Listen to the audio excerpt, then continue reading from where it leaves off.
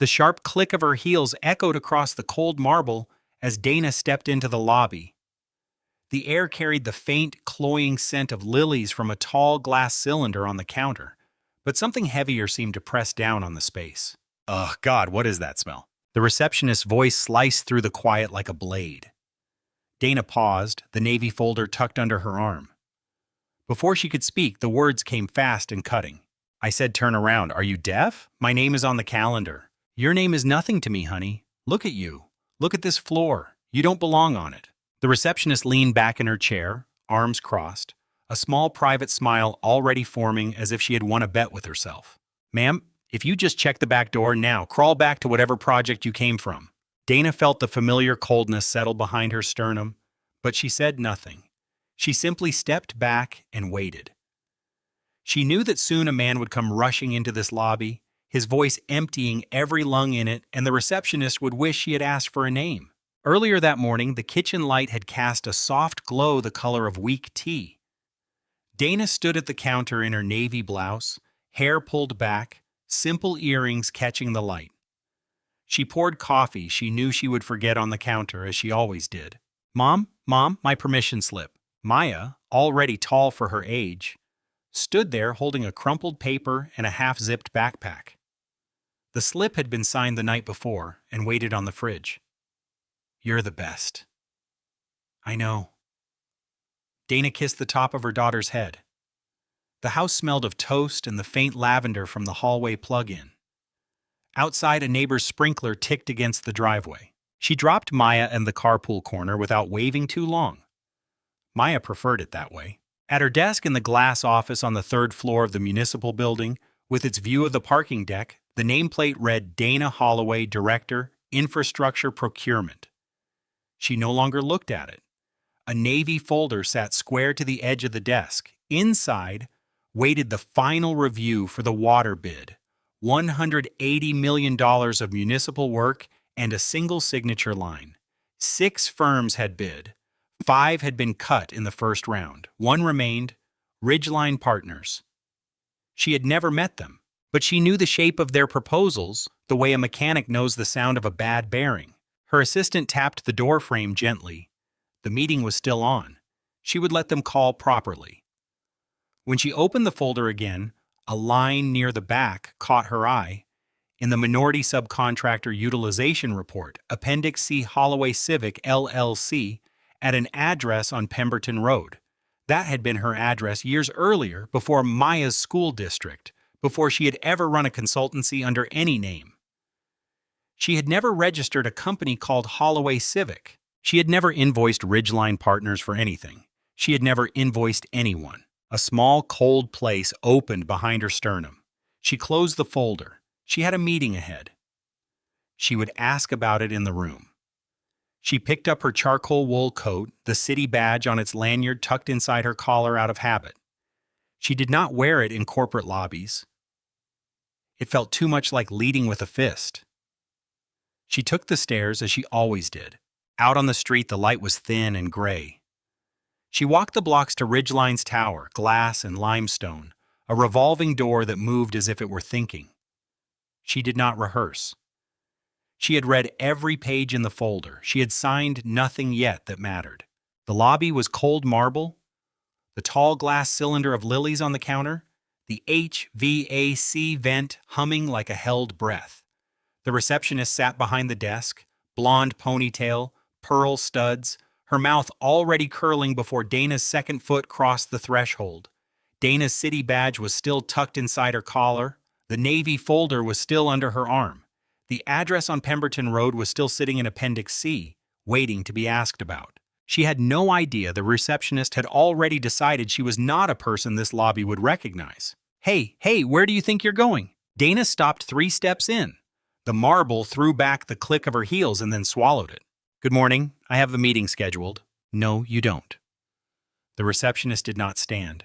She leaned back, arms crossed, that small private smile still in place. Turn around, back doors on 5th, deliveries, cleaning, whatever you are. My name is on the calendar. Your name? A short, dry laugh. Sweetie, I am the calendar. I would know. Dana slid the navy folder under her left arm and kept her right hand open at her side. She did not step forward. She did not step back. Could you check for Holloway with Mr. Hale? Mr. Hale?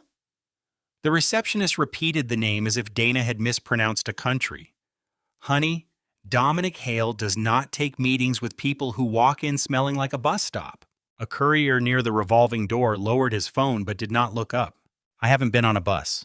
Then I don't know what that is on your coat. Let's not find out. Dana breathed in once, slowly. The lily smell was thicker near the desk, almost medicinal. If you could just check the meeting? I said out. An intern crossed the lobby with a stack of printouts and slowed when she heard the tone but did not stop. A young accountant in a cheap blazer stepped out of the elevator, saw the scene, and found a very interesting place on the floor to look. The receptionist leaned forward, her voice dropping into something quieter and meaner. The voice people use when they think they are being reasonable. Look, I don't know who told you to come here. I don't know what you thought was going to happen, but this is a 7-figure floor. The partners do not meet with walk-ins. They do not meet with applicants. They do not meet with people who look like they wandered off a job site. I'm not an applicant. Then what are you, sweetheart? Because I'm looking at you and I'm not seeing a client. Dana's jaw tightened once, only once, then released. I'd like to speak with your manager. Oh, my manager. The receptionist laughed. Girl, I am the manager of this desk. And my manager doesn't come down to the lobby for this. He really doesn't. She picked up the phone. She did not dial. She held it like a threat. Last chance, 5th Street, or I call building security and they walk you out. Your choice. Don't make it hard. Dana looked at the phone, then at the directory board on the wall behind the desk. The third name from the top, in smaller type. Holloway Civic LLC Suite 1840 Ridgeline's floor. The cold place behind her sternum opened a little wider. She did not point at it. She did not say anything about it. She simply stepped back, then stepped back again, stopping at the edge of the revolving door where the lobby ended and the sidewalk began. She stood there with the navy folder under her arm and the city badge still tucked inside her collar. I'll wait. Wait outside. I'll wait outside. The receptionist rolled her eyes so hard her whole head moved with it. She put the phone down, picked up her private one, and began to type a message to a coworker 2 floors up. LOL. The things I deal with. Another one trying to sneak in. Dana stood on the sidewalk, navy folder under her arm, city badge tucked inside her collar, waiting. Inside, Dominic Hale looked at his watch and did not see what he expected. His assistant tried the front desk. No answer. Then a door somewhere high in the building slammed hard enough that the receptionist's pearl earrings ticked once against her jaw. She did not know what that sound meant yet. Dana did. She turned her face half a degree toward the elevator bank and waited. The elevator chimed. Dominic Hale stepped out first, silver at his temples, tailored navy suit, no tie. His assistant, a tall young woman with a headset still clipped to her ear, jogged to keep up. He was not walking. He was doing the thing executives do when they are almost running, but refuse to admit it. Cassidy. The receptionist looked up. Oh, hi, Mr. Hale. Where is she? Where is who? He stopped at the desk. He did not yell yet. His voice was worse than yelling. It was the voice of a man doing math very fast in his head and not liking any of the answers. The meeting with Holloway. Where is she? Oh, her. Cassidy laughed, short. I sent her to the back door. She didn't have an appointment. She just walked in looking like what? The lobby heard it before Cassidy did. 2 words, flat. The HVAC hum seemed to stop. She didn't have an appointment, sir. I checked. You checked? I looked at her and she clearly... Dominic turned his head toward the revolving door. He saw Dana standing on the sidewalk, navy folder under her arm, looking at nothing in particular. A sound came out of him that was not quite a word.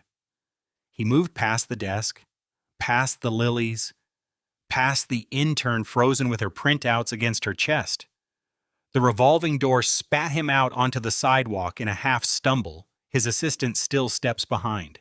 Ms. Holloway, please. Dana turned, slow and composed. Mr. Hale? I'm so sorry. There has been a misunderstanding. Please, come in, please. Your receptionist was very clear. She was wrong, please. He held the door for her with his own hand.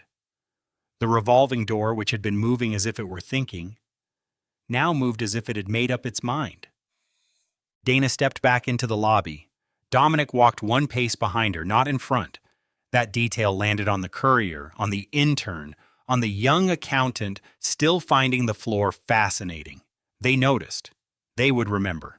Cassidy stood up finally, too late. "Mr. Hale, I can explain?" "Stop talking." 2 words, not shouted, placed.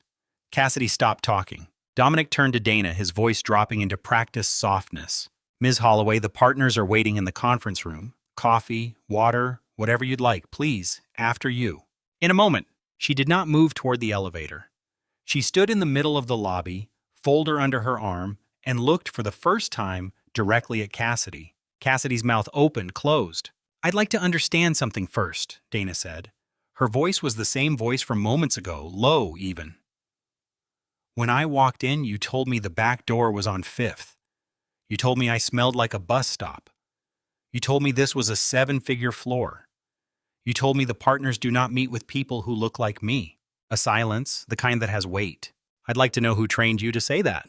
Dominic's jaw did something complicated. "Ms. Holloway, I assure you no one at this firm—" "I'm not asking you, Mr. Hale." She was still looking at Cassidy. "Who told you to screen visitors that way?" Cassidy opened her mouth. She looked for half a second toward the elevator bank, toward the hallway that led to the partners' wing. It was a small glance, involuntary. Dana saw it. Dominic saw Dana see it. "It's just protocol," Cassidy said. "Standard visitor protocol. I was trained to—" "By whom?" I can't—" "By whom, Ms. Monroe?" Cassidy's name on Dana's tongue landed like a key turning. Cassidy blinked. She did not remember introducing herself. Dominic stepped between them, smooth, a man accustomed to placing himself between things. "Ms. Holloway, please, upstairs. Let us handle personnel matters internally. I give you my word, please." Dana let a few seconds pass. "All right." She walked to the elevator. Dominic walked 1 pace behind her. His assistant walked 2 paces behind him, headset still live, and somewhere above the ceiling a partner on the top floor was hearing every word through the open mic and beginning to sweat through a very expensive shirt. The elevator doors closed on Cassidy's face. Cassidy sat back down. Her hands did not work the way she wanted them to. She reached for her private phone. The screen was still open to her unfinished message. Another one trying to sneak in. LOL. She stared at it. Then she looked up at the directory board behind her desk. At the brushed steel letters. At the third name from the top. Holloway Civic LLC, Suite 1840. And the cold place that had been sitting behind Dana Holloway's sternum all morning found a new home. The top floor smells like new carpet and old money. 3 partners were already standing when the doors opened. Dominic led. Behind him, Vivian Langford in a pearl gray suit, a smile rehearsed since she was 20. Beside her, a younger partner whose name Dana did not bother to remember. "Ms. Holloway, a pleasure, truly." Vivian extended a hand. Dana took it once, briefly.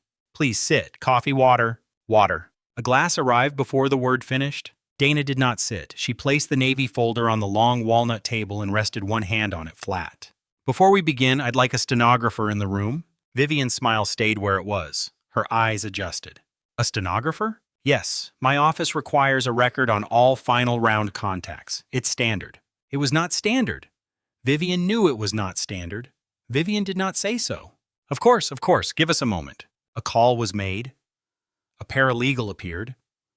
A small recorder was placed on the table beside a steno pad, and a woman in a cardigan sat down and began to type before she was introduced. Dana opened the Navy folder. She did not open it to the first page. She opened it to Appendix C. "Before we discuss the water bid, I'd like to clarify one line in your utilization report." The younger partner leaned forward. "Of course." Holloway Civic LLC at an address on Pemberton Road. A silence. Vivian's smile was a small thing at one corner. "I'd need to check with procurement." "I'll save you the call. I've never formed a company by that name. I've never invoiced your firm. The address is a house I sold years ago." Dominic's hand tightened on the back of a chair. "That must be a clerical." "It's on the federal filing, Mr. Hale. A clerical error does not sign an IRS form." She let that sit. The steno keys clicked quietly, the only sound in the room. "Now the water bid." She turned to the first page. "I am Dana Holloway. I am the Director of Infrastructure Procurement for the city. I am the sole signing authority on the municipal water infrastructure package currently before your firm, $180 million. Vivian's smile was gone. The bid was scheduled to be signed this morning. It will not be signed this morning. Her hand stayed flat on the folder. I am placing the Ridgeline bid under administrative hold, effective now. I am opening an inquiry into Appendix C. I am requesting the visitor logs, the badge scan records, and the front desk training materials for the last year and a half. The younger partner started to speak. Vivian put 2 fingers on his wrist. Ms. Holloway, we will of course cooperate with any inquiry, but I would like to say, for the record, that the incident downstairs does not reflect— The incident downstairs is not the inquiry, Ms. Langford. A pause. The incident downstairs is how I found it. She closed the folder. You have until the end of the week to produce the documents listed in this request. My office will be in touch. She slid a single sheet across the walnut table. Then she stood. She walked to the door. Dominic walked 1 pace behind her again. He did not try to speak. At the elevator, Dana turned her head half a degree. Mr. Hale? Yes? Your receptionist knew my name by the end of our conversation downstairs. I did not give it to her. You might ask her how. The doors closed on 3 ashen faces. Downstairs in the lobby, Cassidy Monroe was still staring at the directory board. Upstairs, Vivian Langford was already reaching for the phone that did not go through the switchboard. The first call Dana made was not to a lawyer, it was to Jordan Ellis. They had met years earlier at a council hearing on storm drains. Jordan was the only reporter in the room who stayed past the second hour. They had traded coffees, not favors. That mattered today. Jordan, I need to talk, not for print, not yet. Where? The diner on 7th, 30 minutes. I'll be there in 20. Jordan was in her 40s, from the regional investigative newsroom, former City Hall stringer, a woman who carried 3 notebooks because she did not trust her phone. She was already in a booth when Dana arrived, a black coffee cooling in front of her. Dana sat and slid this navy folder across the table. Appendix C, Jordan read. Her face did not move. Her face almost never moved. Pemberton Road was yours years ago, and you never formed Holloway Civic. No. Jordan closed the folder. She tapped it once with her pen. This is not a receptionist problem. No. This is a vendor fraud problem. Yes. How long do you have? The bid is on hold. I have time before the council asks why. Then we have that time. Jordan opened the first of her 3 notebooks. The first FOIA request went out that afternoon. City procurement, years of minority vendor filings involving Ridgeline partners. The second went to the Secretary of State for every LLC registered at that Pemberton Road address. The third, quieter, went to a source at the county recorder's office who owed Jordan nothing and liked her anyway. Soon the first responses came back. Holloway Civic LLC had been registered some time ago. The registered agent was a paralegal service in a strip mall. The mailing address was a P.O. box. The principal officer listed on the formation documents was a name Dana had never heard. Dana R. Holloway. Dana's middle initial was M.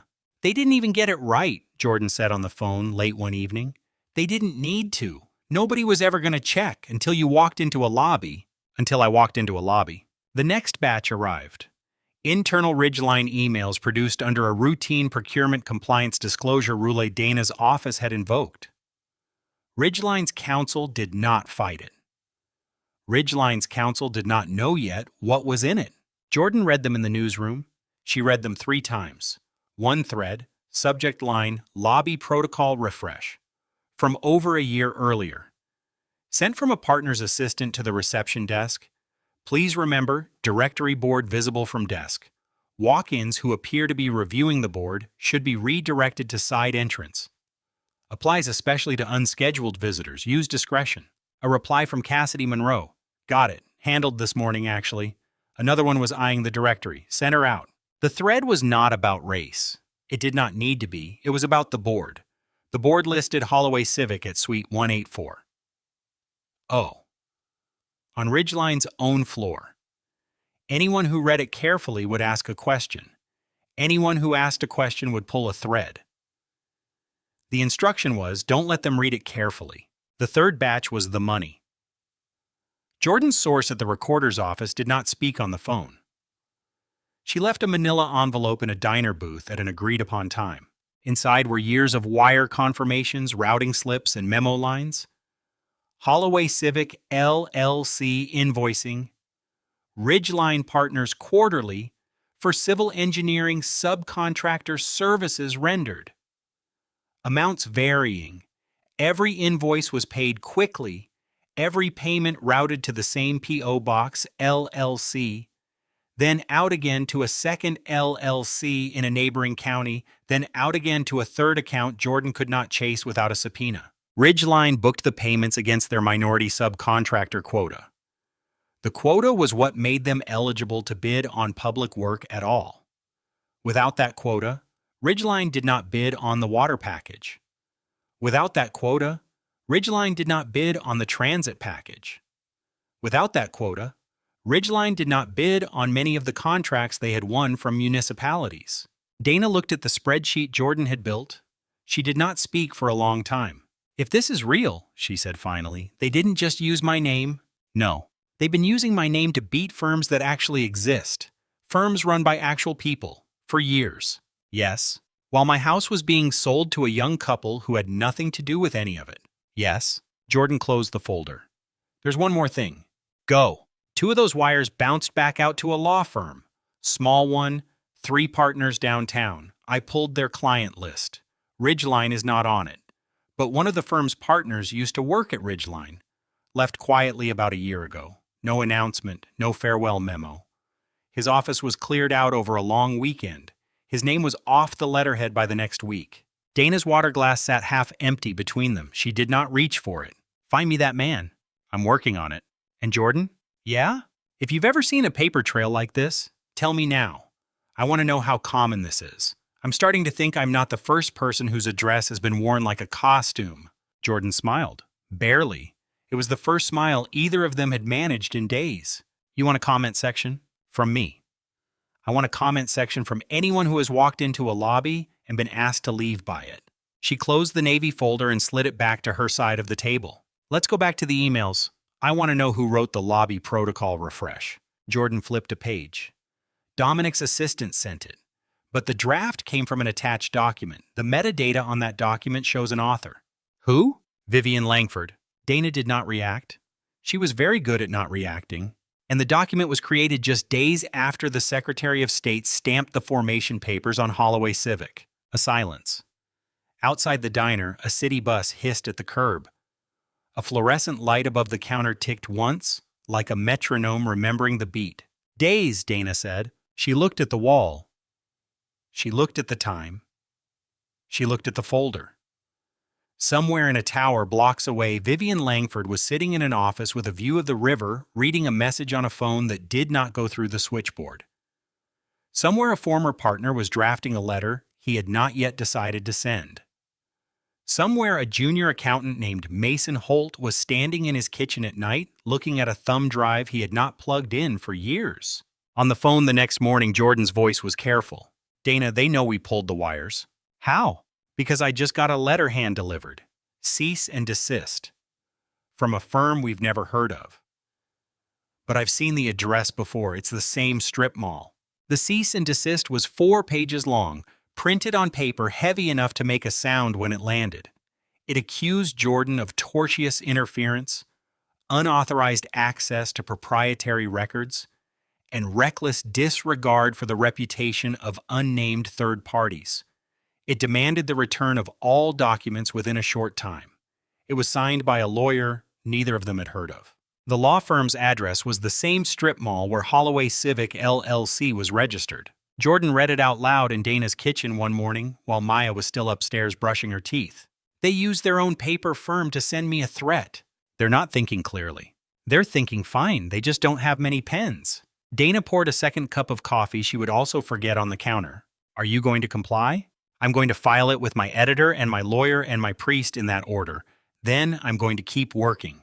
"Good." Later that morning, Dana's assistant called her on the cell. He did not use the office line. "Director, the Beaumont Street Stormwater Project. It's been paused. The city manager's office issued the hold this morning. The request came from outside, an email from a law firm." "Let me guess the address." "The nearby town?" Dana sat down at the kitchen table.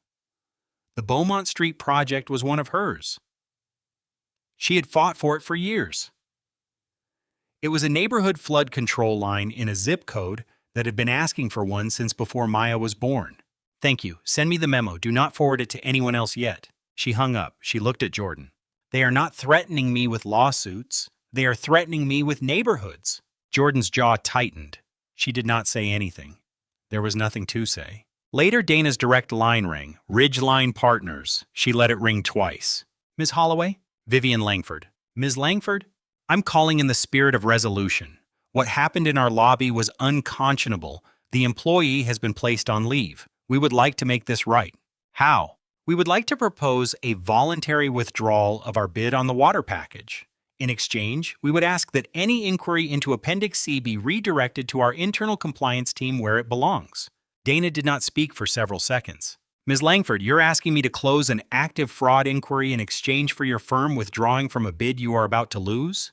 I would not characterize it that way. I would. Another pause. This one was Vivian's. Ms. Holloway. There are many ways this can unfold. Some of them are painful for people who have done nothing wrong. Firms that employ a great many people. Firms that, if a story were to run the wrong way, might find their contracts reviewed. Is that a threat? It is a description of the weather. Ms. Langford, for the record and for the file I am keeping on this call, I am ending this conversation now. She hung up. Her hand did not shake. She noticed this. She filed it away. That afternoon, a Charlotte Observer reporter called Jordan to ask about a tip. The tip claimed that a senior city official had been steering bids to a shell company bearing her own name.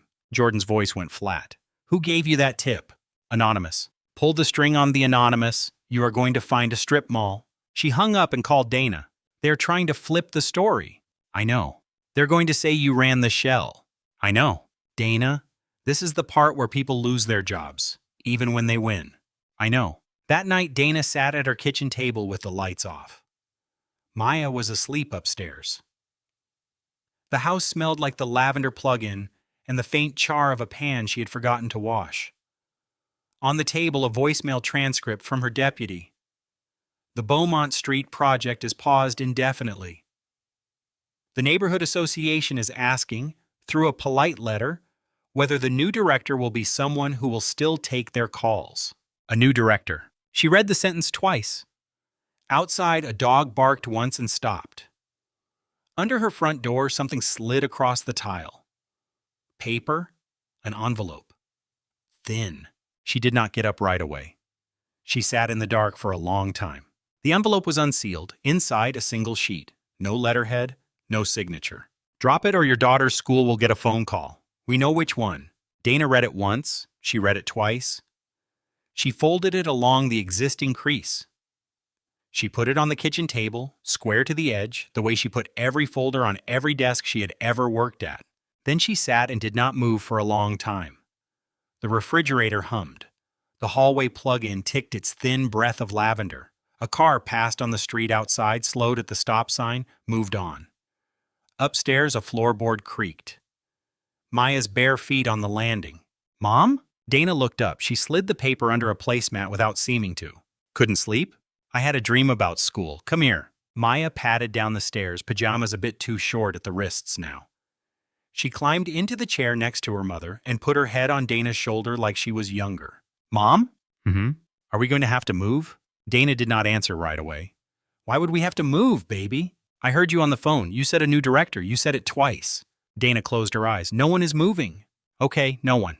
Okay. Maya did not move. She smelled like kid shampoo and sleep. Mom? Did someone do something bad to you? Dana breathed in, breathed out. Someone tried. Did they win? Not yet. Are you going to let them? A long silence. No. Okay. Maya kissed her mother's shoulder vaguely, the way a tired child kisses anything nearby, and went back up the stairs. The floorboard on the landing creaked once more. Then silence. Dana sat alone. She took the paper back out from under the placemat. She read it a third time. She was looking for the part of herself that was supposed to be afraid, and she found it exactly where it had always been. And she discovered something she did not know until that night.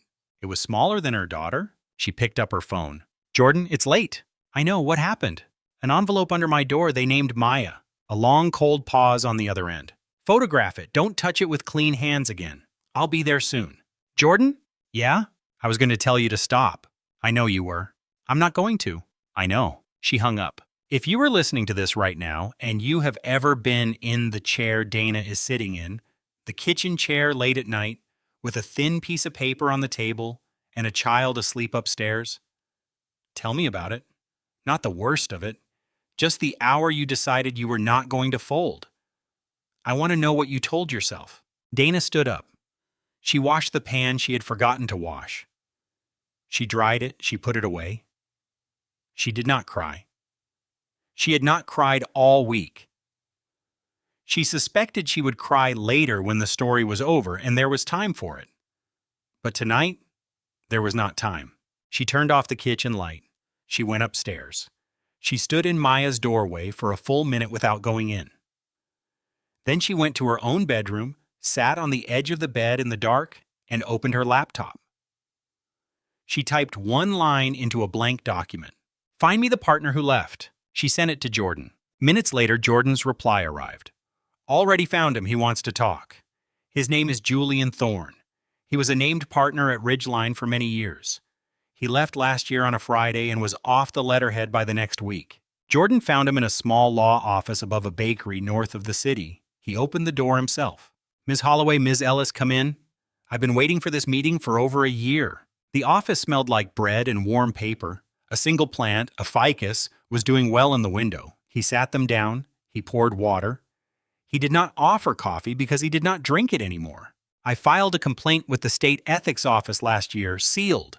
I was told it would be reviewed within months. I'm still waiting. Why sealed? Dana asked. Because I was still at the firm when I filed it. And because I wanted the dates locked in before anyone could say I made them up later. What dates? He opened a drawer and took out a manila folder. He slid it across the desk. These ones. Inside, a timeline, handwritten, of Holloway Civic LLC formation, first invoice, quarterly payments. Every date Dana and Jordan had spent weeks reconstructing already reconstructed, signed and witnessed by a notary over a year ago. Jordan whistled low before she could stop herself. Why didn't you go to the press? I'm a lawyer. I went to the regulators. That was the mistake. I will not make it twice. He looked at Dana. I understand your name is on the shelf. Yes. I tried to have it removed before I left. I was told the paperwork was in process. That was the week my key card stopped working. He did not sound bitter. He sounded tired. There are two other women who called the firm that year before you. They asked about opportunities. They were told the firm was not hiring. They were told on the sidewalk by a receptionist at the revolving door. They did not get names. Do you have theirs? Yes. They have signed declarations. They are ready to file them when you are. Dana took the folder in both hands. She did not speak for a moment. Outside, a bakery bell rang, muffled through the floor. Someone downstairs laughed at a joke they had heard before. Mr. Thorne, why now? Because they used a child in a threat. I heard about it this morning. I have a granddaughter. Jordan's pen stopped moving. Who told you?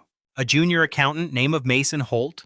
He called me early. He has been holding a backup drive for years. He would like to stop holding it. At noon the next day, in a different diner, Mason Holt sat across from Dana with a small silver thumb drive in the center of the table. His hands were not steady. He had not eaten. I copied it the week I was hired. Everyone told me I was being paranoid. You were not being paranoid. No, I was being slow. Dana picked up the drive. She held it in her palm for a moment, light as nothing, heavy as a door. The drive held a large amount of data. Jordan's tech editor copied it 3 times before anyone opened a single file. One copy went into a newsroom safe. One went to Julian Thorne's office. One went to a forensic accountant who had agreed to work on it. Soon the accountant called. Ms. Ellis, your shell company paid a second shell company. That second paid a third. The third paid a law firm. The law firm paid a political action committee. Go on. The PAC made 2 maximum contributions last cycle. One to a sitting county commissioner, one to a state senator who sits on the infrastructure committee. Jordan wrote it down in her second notebook. The first was full. How clean is the trail? It is not clean. It is a straight line drawn with a ruler. That afternoon, the state ethics office unsealed Julian Thorne's complaint. They did not unseal it because they wanted to. They unsealed it because the city council, acting on a request from the director of infrastructure procurement, had issued a formal subpoena naming the file by date and docket number. The subpoena was filed that morning. Dana had signed it herself. The complaint landed in Jordan's inbox. The wire dates in Thorne's sealed filing matched Jordan's reconstruction to the day. 3 independent sources, none of whom knew the other existed until recently, had produced the same calendar. Jordan printed it. She taped the 3 columns side by side on the newsroom wall. She stood in front of them with her arms crossed for a full minute. "We have them." Later that afternoon, Dana's assistant called, his voice careful in a new way. "Director, the front desk at Ridgeline is asking to speak with you." "The front desk? Cassidy Monroe?" "She says she will only talk to you. She says she wants to testify. She says she was trained. She says she has the messages." Dana leaned back in her chair. "Put her through." The voice on the line was not the voice from the lobby. It was smaller, tired. It had been crying and was trying not to. "Ms. Holloway? I know you don't owe me this call." "I don't. I was told what to do. I have the texts from Ms. Langford's assistant. She told me what kinds of visitors to send out the side door. She used the word types. I kept them. I don't know why I kept them. I think I knew." "Will you testify under oath?" "Yes. Before anyone offers me a deal, before anyone tells me not to. Be at the council chamber on Tuesday at the scheduled time. Bring the phone, bring the SIM card, bring a lawyer if you have one. If you don't, I will have a name for you by tonight." "Yes, I'm sorry." "Tuesday, Ms. Monroe." She hung up. She looked at Jordan across the desk. They built the wall out of her, and now she is the first brick to fall out of it. Jordan closed the notebook. Council hearing is in a few days. Outside the office window, the late sun turned the glass of the Ridgeline Tower a color that was almost, but not quite, the color of a closing door. The chamber was full on the day of the hearing. The room smelled like a cold radiator and old varnish. A microphone at the witness table hummed faintly. Above the dais, a brass seal the size of a dinner plate threw back the overhead light. Chair Harold Easton called the roll. The clerk answered. The room settled. Dominic Hale was sworn first. He wore the same navy suit. The knot of his tie was slightly off. "Mr. Hale, are you familiar with a company called Holloway Civic LLC? "I'm aware of the name." "When did you first become aware of it?" "This past month, during the director's inquiry." Easton let the silence sit. "Mr. Hale, the firm's visitor protocol refresh from over a year ago was drafted by your senior partner. You were copied. Do you recall receiving it?" "I receive a great deal of correspondence." "Yes or no, Mr. Hale?" "I do not specifically recall." Cassidy Monroe was sworn second. She did not look at him as she passed. She took the seat. Her hands were folded in her lap. Her lawyer sat behind her. "Ms. Monroe, on the morning of the incident, what time did you first see Ms. Holloway in the lobby?" She answered with the exact time she had logged. "Not later?" "No, sir. I logged it in on my desk terminal. The system timestamps every badge interaction I override."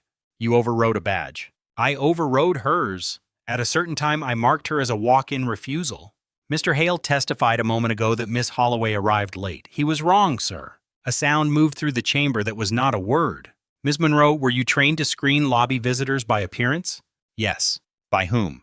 "By a document sent from Ms. Langford's office. I can produce the email. I have the full thread on my personal phone. I have already given it to counsel." Dominic's jaw moved once. He did not look at Vivian. He did not have to.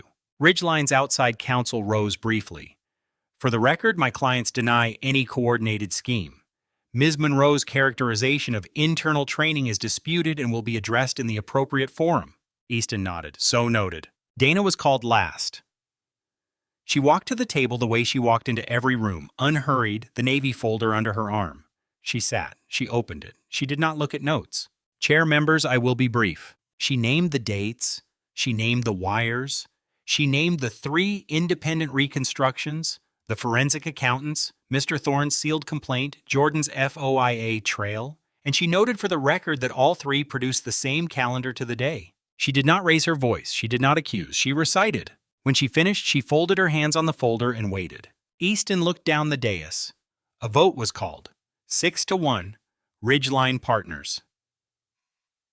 LLP was barred from bidding on any public contract in the city effective immediately. The wires were referred to the district attorney. The sealed complaint was referred to the state ethics office for full review. The gavel landed once. Outside the chamber in the marble corridor, a quiet man in a charcoal coat stepped into Dana's path. He handed her a business card. 2 words, restructuring counsel. He did not say anything else. He did not need to. In the following months, Dominic Hale was indicted on multiple counts. Vivian Langford on more. The state senator returned the PAC money on a Friday afternoon, the way people return things they hope no one noticed. Ridgeline's valuation collapsed. Dana resigned from the city in writing, 1 page. She cited a coming private venture and the need to avoid any appearance of conflict. The council accepted it with regret on the record. The restructuring fund closed in time. The ownership filing public record listed one name, Dana M. Holloway. Months after the lobby incident, she walked through the revolving door again. The marble was the same. The lilies were gone. A plain arrangement of eucalyptus sat in their place. The directory board had been redone in matte black. The third line from the top read the name of a firm that did not exist anymore above the name of a firm that did. The front desk was empty. A new receptionist looked up, smiled, and said good morning by name. The inner door opened as Dana approached. It did not wait to be asked. She thought of Maya. She thought of the envelope on the kitchen table. She thought of the sentence she had written late that night. The company had told her to use the back door. Now she owned the building. If you have ever been sent to the back door, like subscribe, and tell me what you built instead. They told her to use the back door. She ended up owning the whole building. Never let anyone tell you where you belong. You decide that. And when they shut the front door, build your own door.